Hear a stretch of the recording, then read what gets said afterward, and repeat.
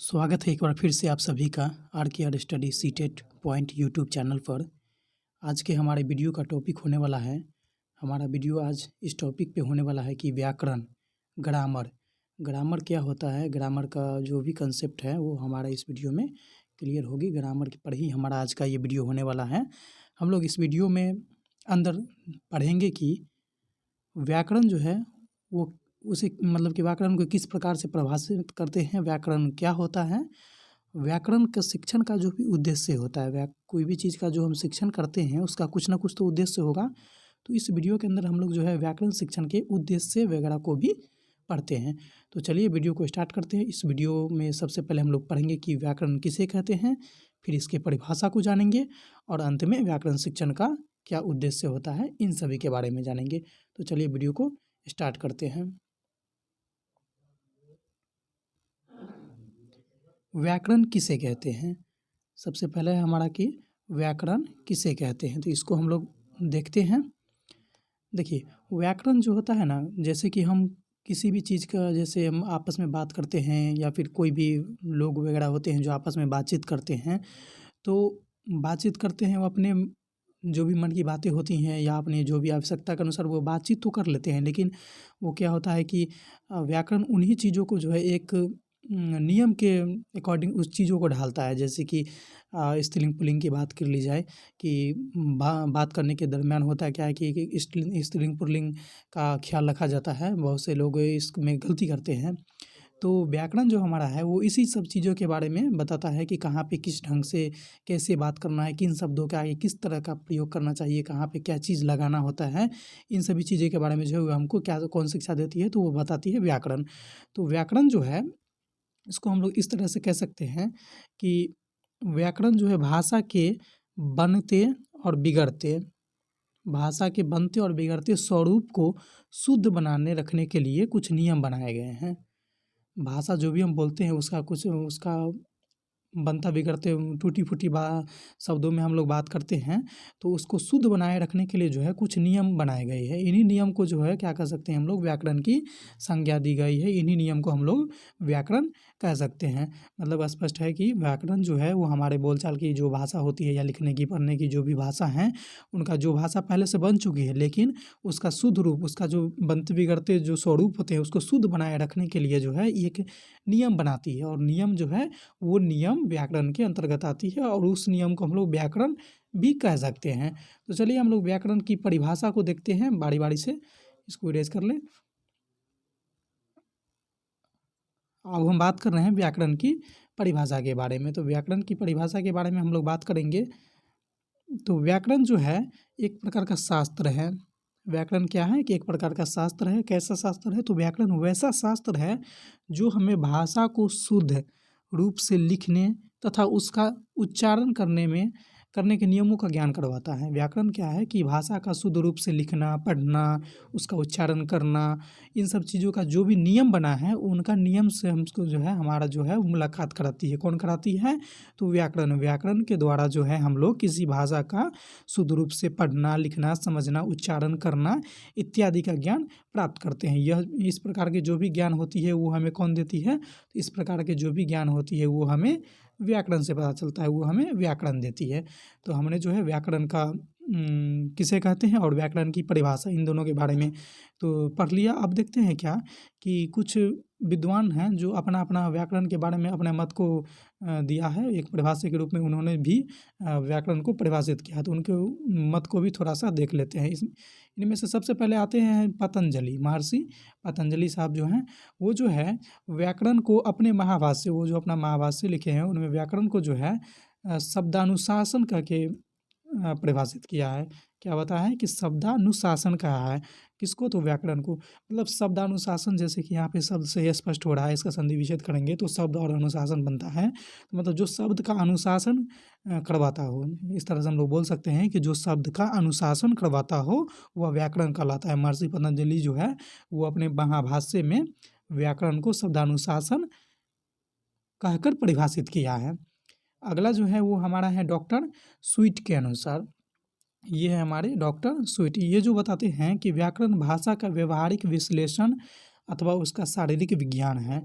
ये कहते हैं कि व्याकरण जो है वो भाषा का शारीरिक विज्ञान है। मतलब उसके बिना कह सकते हैं कि व्याकरण के बिना जो है भाषा का कल्पना की नहीं की जा सकती है। उनका ऐसा मानना है कि विश्लेषण अथवा शारीरिक विज्ञान है व्याकरण किसका? तो भाषा का। अब हम बात करते हैं डॉक्टर जयगर के अनुसार इन्होंने क्या बताया है भाषा व्याकरण के संबंध में इन्होंने क्या बताया उनके बारे में देखते हैं। तो प्रचलित भाषा संबंधी नियमों की व्याख्या ही व्याकरण है।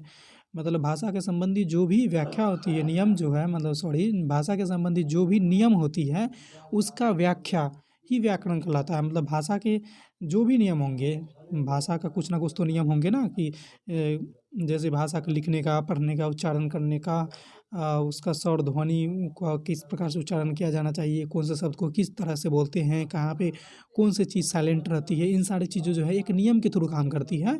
तो इनका जो नियम है उसकी व्याख्या करना ही व्याकरण कहलाता है। ये कौन बताते हैं? तो ये जयगर, डॉक्टर जयगर जो हैं वो ये कहते हैं कि व्याकरण जो है भाषा संबंधी नियमों का व्याख्या होता है और भाषा संबंधी नियमों की व्याख्या ही व्याकरण कहलाता है। अब हम बात करते हैं कामता प्रसाद गुरु के अनुसार। कामता प्रसाद गुरु के अनुसार हम लोग बात कर रहे हैं। तो इन्होंने क्या बताया व्याकरण के बारे में? तो इन्होंने बताया है कि जिस शास्त्र में शब्दों के शुद्ध रूप और प्रयोग के नियम निरूपण होता है उसे व्याकरण कहते हैं। कामता प्रसाद गुरु कहते हैं कि जिस शास्त्र में शब्दों का शुद्ध रूप हो, ठीक है, और उसका प्रयोग का नियम भी निरूपण मतलब नियम भी दिया गया हो, उसे क्या कहते हैं? उसे व्याकरण कहकर इन्होंने परिभाषित किया है।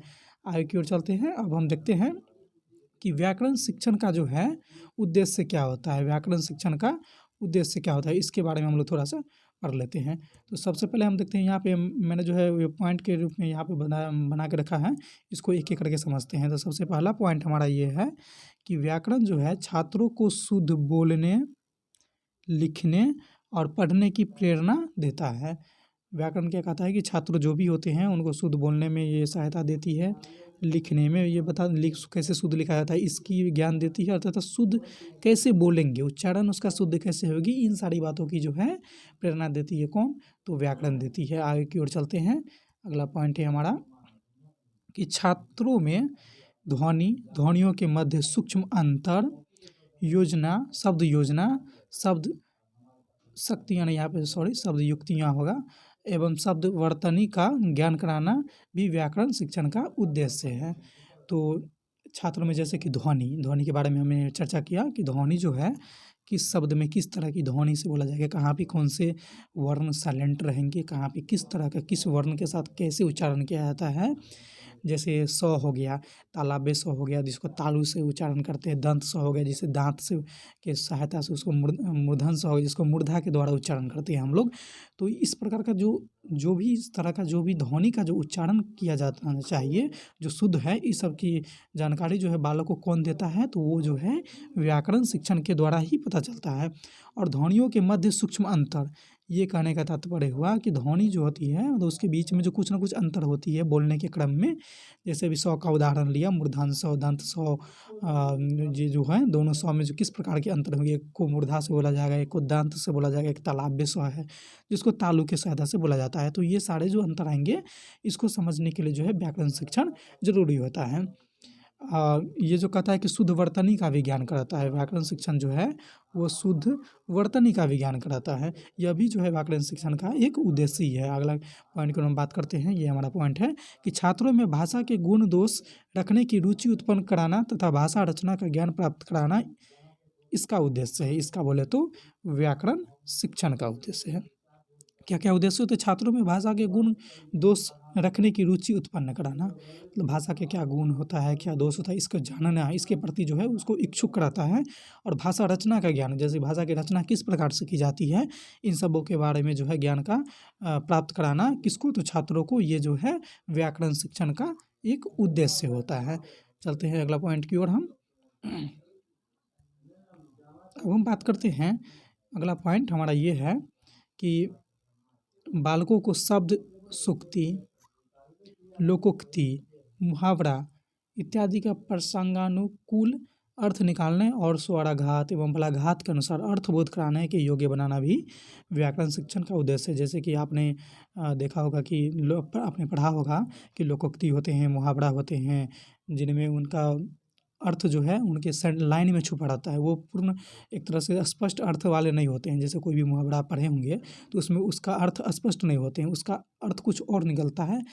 तो इसका अर्थ जो है वो कैसे निकाला जाए, ये सारे चीज़ जो है इसके योग्य बनाना जो है बालक को उसके मुहावरा का अर्थ निकाल सके, लोकोक्ति को समझ सके, इन सब चीज़ों को समझ सके, इसके योग्य बनाने का जो ये कौशल का जो विकास कराना है, ये सारे के सारे जो चीज़ें हैं वो व्याकरण शिक्षण का ही उद्देश्य होते हैं।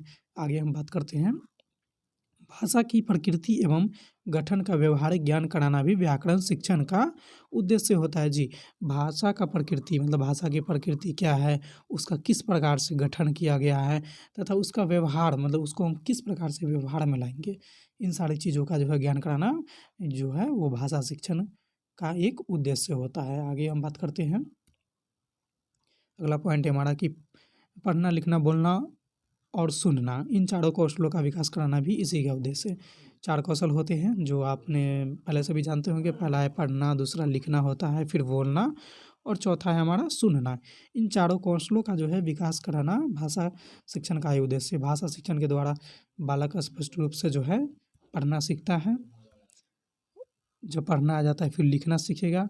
जब स्पष्ट बालक किसी भी चीज़ का शुद्ध उच्चारण करे, ये भी किसके द्वारा संभव है, तो ये भी भाषा शिक्षण में जो है व्याकरण शिक्षण जो है इसके द्वारा ही संभव होता है। और फिर सुनना, जो वो किस प्रकार से सुन सके, इन चारों कौशलों का जो है विकास कराना भाषा शिक्षण का ही उद्देश्य होता है। ये सारे के सारे किसके उद्देश्य हैं, तो ये सारे के सारे भाषा शिक्षण के ही उद्देश्य होते हैं। हमने आज की इस वीडियो में बस इतना ही हमने देखा कि भाषा शिक्षण क्या होता है, भाषा शिक्षण के उद्देश्य को बढ़ा, प्रमुख मनोवैज्ञानिक बोल सकते हैं या फिर विद्वानों के द्वारा दिया गया जो है भाषा के बारे में अपना अपना परिभाषा को जाना। और हमने इस वीडियो में कंप्लीट व्याकरण के बारे में देखिए। व्याकरण जो है एक अपने आप में बहुत बड़ा टॉपिक है।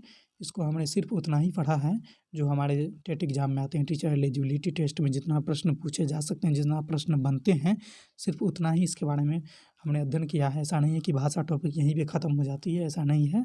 हमने उन चीज़ों को शॉर्ट में पढ़ा है जो हमारे उपयोगी, हमारे लायक बस जितना है उतने ही टॉपिक को पढ़ा है। भाषा अपने आप में बहुत ही वृहद टॉपिक है।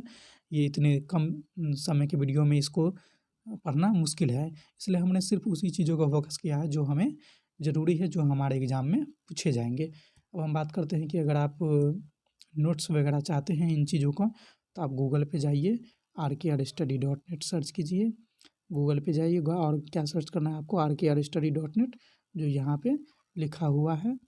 और आपको एक वेबसाइट निकल के आएगी, वो जो वेबसाइट होगी वो जो है सीटेट प्रिपरेशन का वेबसाइट है। आप वहाँ से इन सब चीज़ों को पढ़ सकते हैं। वहाँ पे सरल भाषा में हिंदी में नोट्स दिया गया है। आप वहाँ से चाहें तो सीटेट की बेस्ट प्रिपरेशन कर सकते हैं और अच्छे अंक ला सकते हैं। तो फिर मिलते हैं अगले वीडियो में, तब तक के लिए पढ़ते रहिए हमारे यूट्यूब चैनल को, वीडियोज़ को देखते रहिए और गूगल पे जाइए और rkrstudy.net ये जो वेबसाइट है इस पर पढ़ते रहिए, बेहतरीन नोट्स मिलेंगे। फिर मिलते हैं सीटेट के एक नए टॉपिक के साथ, नए वीडियो के साथ मिलेंगे। तब तक के लिए बाय बाय।